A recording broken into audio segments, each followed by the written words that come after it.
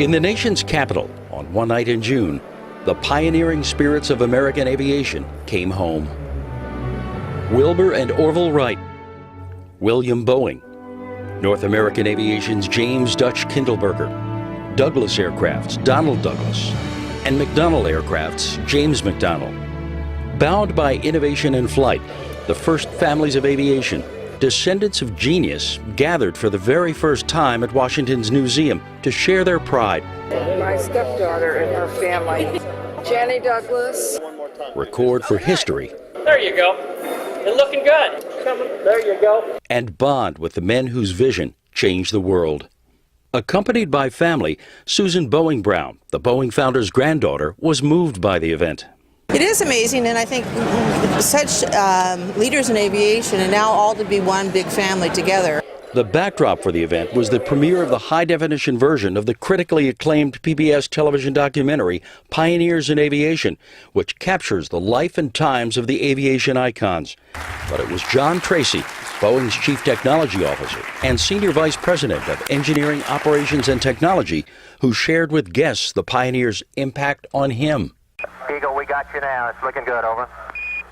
Roger, copy. As an engineer in the aerospace industry, I am in awe of what they did, absolute awe. And as an American, I am so grateful that they did it when they did. December 7th, 1941. Pearl Harbor and America was at war. FDR calls on the nation's aviation industry to produce 50,000 warplanes a year for the Allied war effort. In an unprecedented spirit of patriotism, Douglas, Boeing, and Kindleberger all agree to share their company's confidential aircraft designs and production plans with one another, enabling them to outproduce the enemy while creating some of the most prolific aircraft in history. At North American Aviation, which produced the P-51 Mustang, an airplane rolled off the production line every 15 minutes. My name is James Kindleberger Graham. Dutch Kindleberger was my grandfather.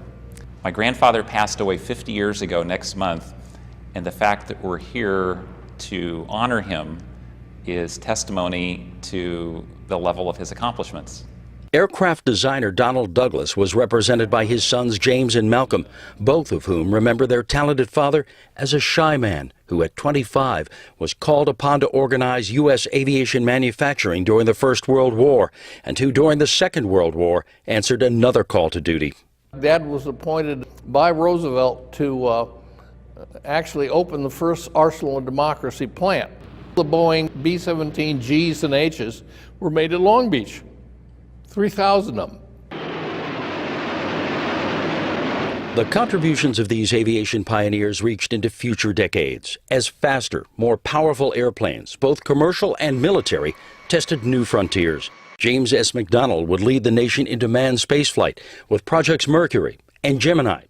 His McDonnell team securing the hatches on every capsule before blastoff and earning the admiration of the heroes who flew them. This is Freedom 7. The fuel is go 1.2 G. He bonded with the astronauts, with those 7 astronauts. He bonded with them. I mean, he loved that, and I think they really greatly respected him.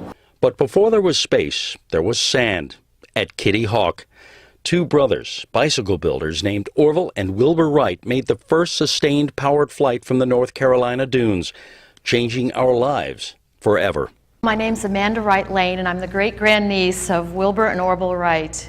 A lot of times folks ask the family what it's like to be related to the Wright brothers, and the history is such an astounding one to me because we haven't finished writing it.